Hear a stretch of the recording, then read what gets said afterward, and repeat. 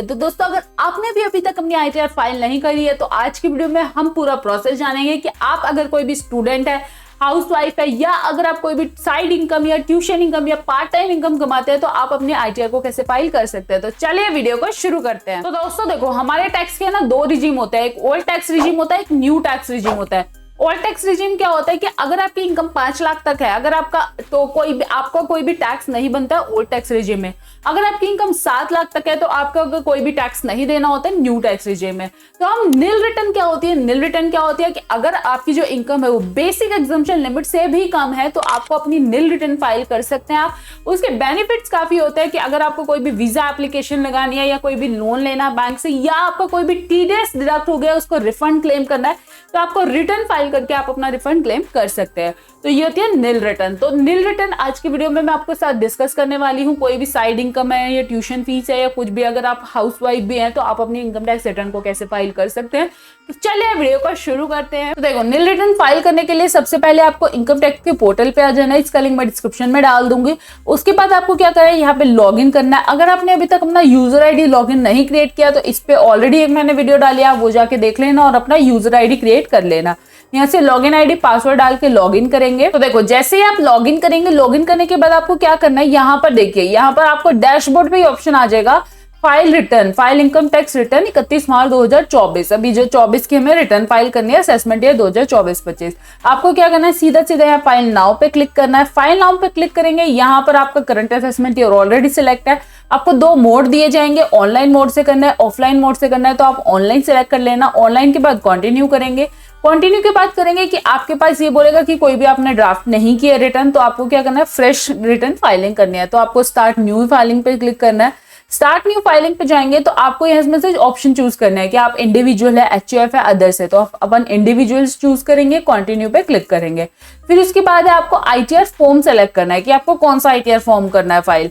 तो अगर आपको नहीं पता कि अगर आपकी नील रिटर्न नहीं है, अगर कोई और रिटर्न आपको नहीं पता कि कौन सा ITR फॉर्म सेलेक्ट करना है, तो इस पे भी मैंने ऑलरेडी वीडियो डाली है, वो जाके देख सकते हैं।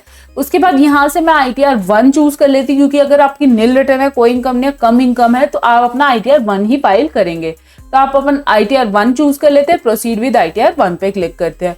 जैसे प्रोसीड विद ITR 1 पे करेंगे तो आपको यहाँ पे दिख जाएगा, देखिए ऑलरेडी लिखा हुआ है कि किसके लिए ITR 1, individual being a resident जिसकी इनकम 50 लाख रुपए तक है, चाहे सैलरी से हो, इनकम फ्रॉम हाउस प्रॉपर्टी हो, एक प्रॉपर्टी हो, या फिर आपके अदर सोर्सेज से। तो हमारी तो 2.5 लाख से भी कम है या 2.5 लाख है तो टैक्सेबल तो नहीं है हमारी इनकम, तो हम तो सीधा सीधा इसमें ही फॉल करेंगे। तो हमें क्या करना है, फिर लेट्स गेट स्टार्टेड पे क्लिक करना है। अभी आपसे कुछ क्वेश्चन पूछेगा कि आप अपनी इनकम टैक्स रिटर्न है वो क्यों भरना चाहते हैं, या तो आपकी जो टैक्सेबल इनकम है वो 2.5 लाख से ज्यादा है, तभी आप क्या करेंगे, सीधा सीधा अदर्स में सेलेक्ट कर देंगे और कंटिन्यू पे क्लिक करेंगे।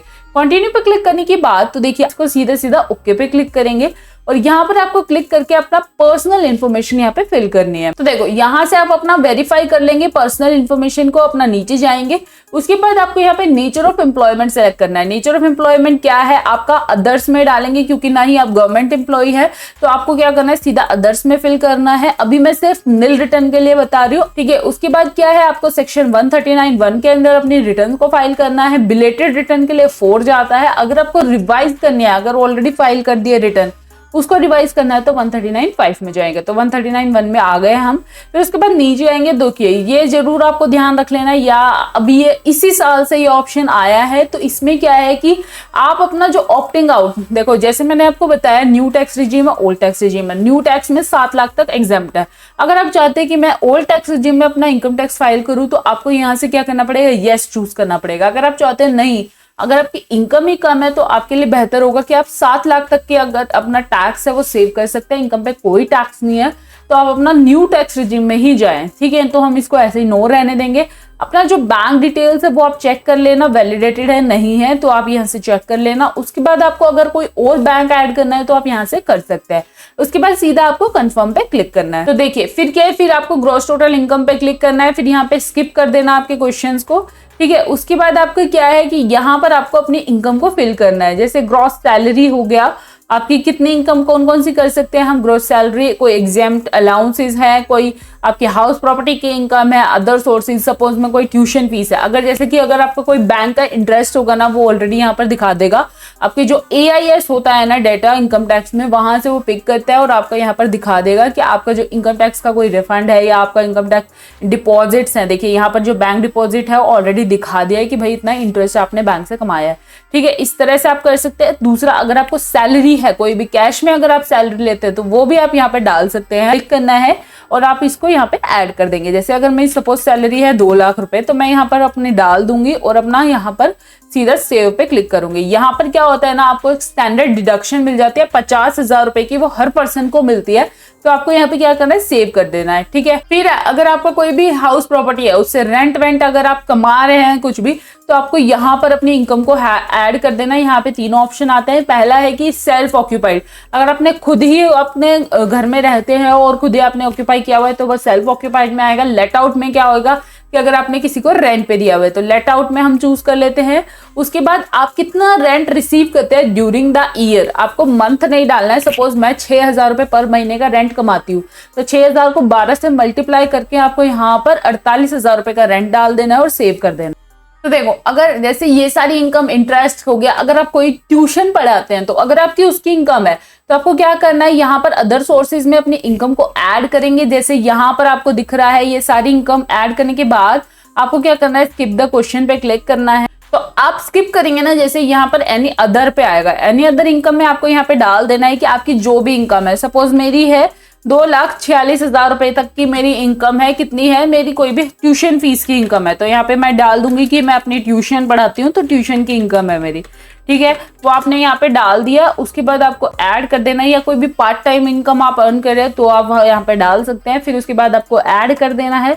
ऐड करने के बाद आप देखिए यहाँ पर आपका आ जाएगा, नीचे आपकी जो टोटल इनकम बन जाएगी वो बन जाएगी 699। उसके बाद आपको कंफर्म पे क्लिक करना है। कंफर्म पे क्लिक करते ही आपकी देखिए यहाँ पर आपकी जो टोटल इनकम आ गई। डिडक्शंस देखिए, न्यू टैक्स रिजीम में ना काफी कम डिडक्शन है, 80cc/D की ओनली डिडक्शन मिलेगी।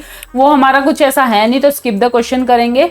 ठीक है, उसके बाद सीधा कंटिन्यू पे क्लिक करेंगे। ठीक है, ये सारी आप डिडक्शंस को अवेल नहीं कर पाओगे तो आपको सीधा कंफर्म पे क्लिक करना है। आपकी डिडक्शंस भी हो गई, 0 डिडक्शन है। फिर आपकी जो टोटल टैक्स लायबिलिटी है, यहाँ पे सबसे मेन जरूरत है हमारे जो न्यू टैक्स रिजीम होता है ना। देखिए हमारी जो इनकम बन रही थी 6,99,000 बन रही थी।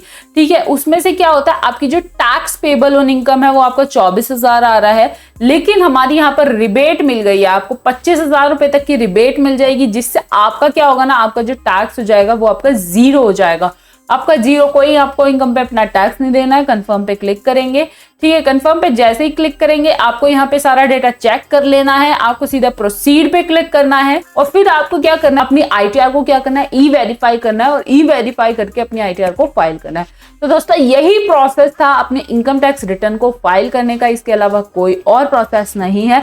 तो इसी तरह से आप अपनी इनकम टैक्स रिटर्न को फाइल कर सकते हैं। काफी इजी तरीके से मैंने आपको सिंप्लीफाइड तरीके से आपको बताया, बिल्कुल एक एक चीज करके बताया है। आपको इनकम के लिए भी, आप अपने टैक्स रिफंड के लिए तक एलिजिबल हो चुके हैं।